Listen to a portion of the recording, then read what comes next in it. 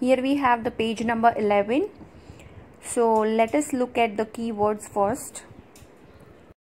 So let us start. Here we have the first word, re-emergence. That means the process of coming into sight or prominence once more. That means उभर के आना. Second we have declined. That means refuse, मना कर देना. Imperial, related to an empire. Realm, that means a kingdom. Elite, a select group that is superior in terms of quality.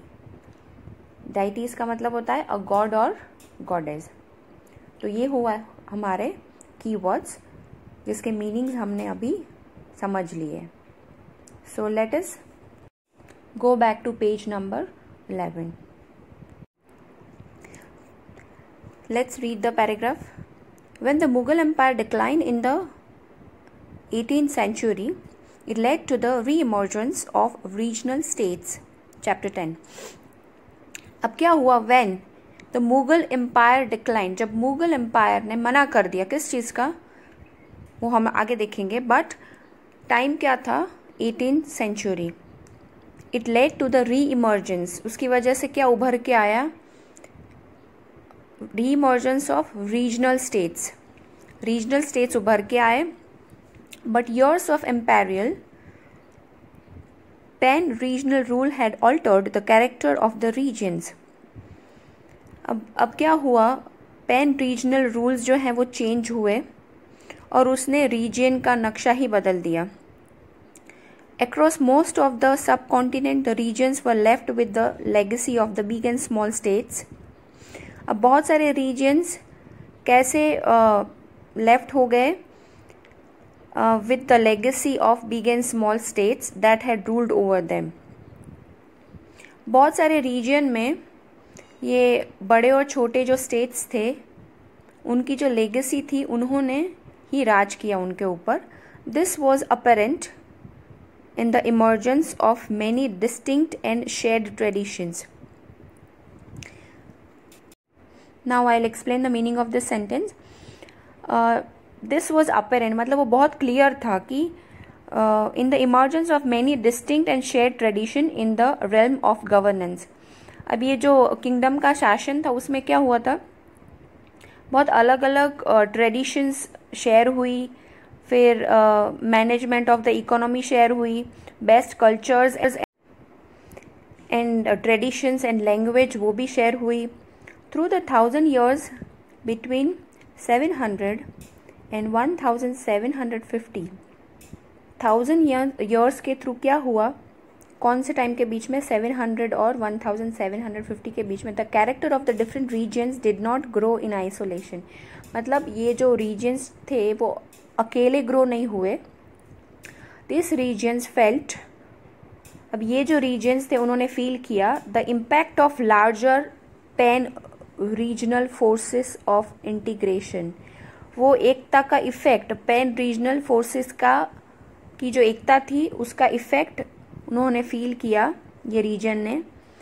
Without ever quite losing their distinctiveness, उनकी जो uniqueness थी वो loose किए बिना ही उन्होंने क्या फील किया?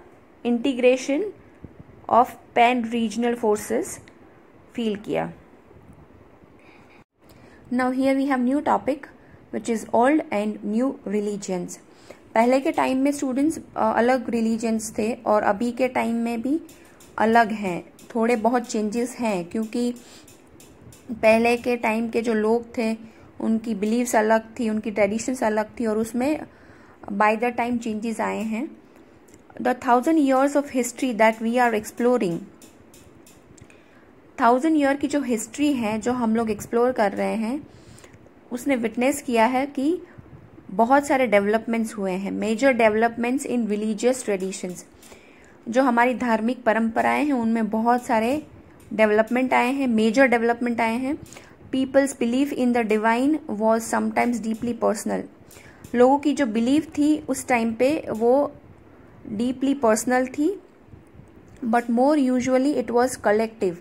बट पर्सनल तो थी बट बहुत सारे लोगों की वो एक ही बिलीफ रहती थी एक साथ.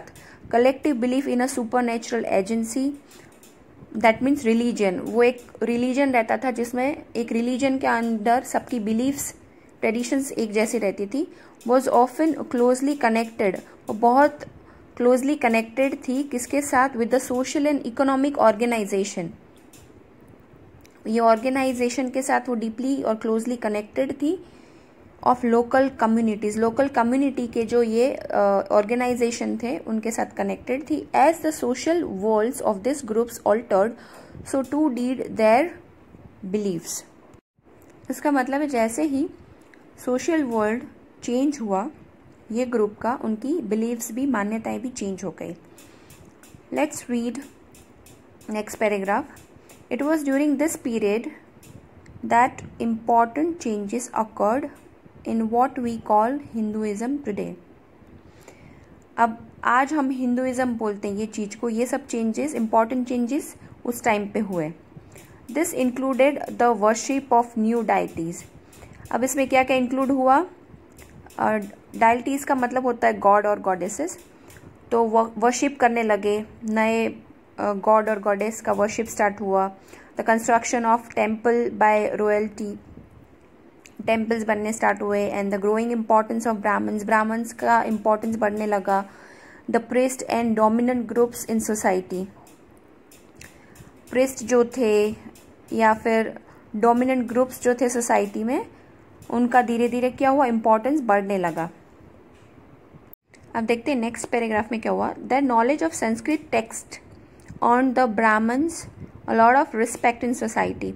अब संस्कृत टेक्स्ट का जो नॉलेज था उनकी वजह से रिस्पेक्ट बहुत बढ़ गया ब्राह्मण्स का सोसाइटी में.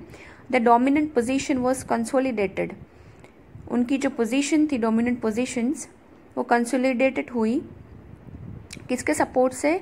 Bye the support of their patrons. Patron means new rulers searching for prestige. One of the major developments of this period was the emergence of the idea of bhakti. अब ये time में सबसे बड़ा major development क्या हुआ? Emergence of the idea of भक्ति. That means उद्भव हुआ भक्ति का कि वी कैन डू भक्ति एज वेल. वो आइडिया इमर्ज हुआ of a loving personal deity. That means आप अपने खुद के भगवान की भक्ति कर सकते हो. द डिवोटीज मतलब जो उनके भक्त हैं, that they can reach without the aid of priest. Priest की हेल्प के बिना they can reach to their personal god and और एलाबोरेट रिचुअल्स, और अपने जो भी विधि है वो कर सकते हैं. So that was all about भक्ति, कि भक्ति का जो पूरा नया आइडिया ये टाइम पे बाहर आया और लोगों को फ्रीडम दी गई, भक्तों को वो फ्रीडम दी गई कि वो अपने हिसाब से अपने रिचुअल्स विधि कर सकते हैं. Here right side you have a question, a second question, like do you remember what Amir Khusro had to say regarding Sanskrit knowledge and Brahmins? So you can just find it out because we have already done that. And the meaning of patron is given here: an influential, wealthy individual who supports another person, an artist, a craft person, a landman or a noble. So let's move to the next page now.